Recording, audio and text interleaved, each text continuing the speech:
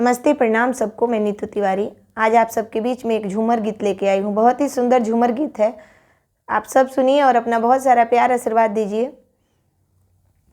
रेलिया न बैरी जहाजिया न बैरी भलू पैसवा बैरी ना हो भलू पैसवा बैरी ना तो हमरा पिया के भोरवले जाले पैसवा बैरी ना हो पैसवा बैरी ना हमरा पिया के भोरवले जाले पैसवा बैरी ना हो पैसवा बैरी ना।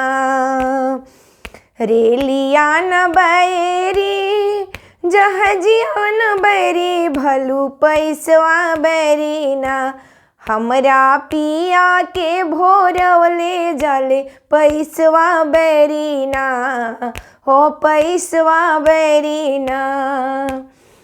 सासु नाही बैरी गोतिनी नाही बैरी हई ननदिया बैरी ना अरे ननदिया बैरी ना पिया के कमैया लिहले जाली ई ननदिया बैरी ना हो ननदिया बैरी ना।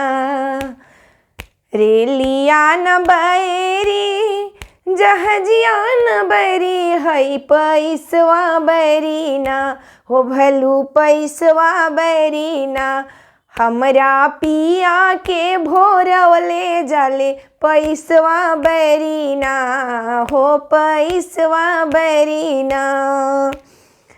सखिया न बैरी सहेलिया न बैरी इहो सवतिनिया बैरी ना हो सवतिनिया बैरी ना हमरा पिया के भोरवले जाले सवतिनिया बैरी ना हो सवतिनिया बैरी ना।